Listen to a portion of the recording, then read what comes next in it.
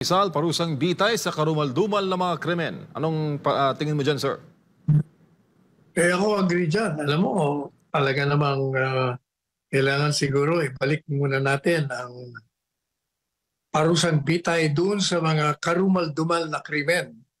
Kapagkat mukhang hindi yun natitigil ang pagkamit ng krimen at mukhang unang-una, wala ring parang walang ngipin ang pagpapatupad ng batas. Pangalawa, nakikita rin siguro ng mga kriminal yan. Dati, nung panahon ni Presidente Duterte, takot sila lahat eh. Nagtakasan lahat, nagtago. Ngayon talaga nagbabalikan. Kailangan siguro ibalik muna natin ang parusang bitay sa mga kriminal na nagkakamit ng karumal-dumal na krimen.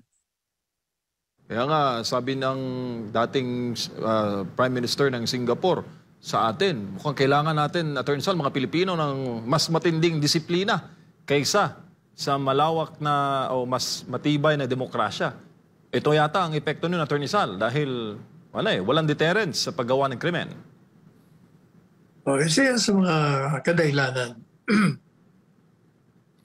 Samantala, kaugnay niyan, Attorney Sal, pwede din bang kasuhan ng bitay ang mga korap na opisyal ng gobyerno? Sabi, kung merong, pag gawin mong heinous crime, ang corruption, di pwede na. Pwede na ibitahin sila.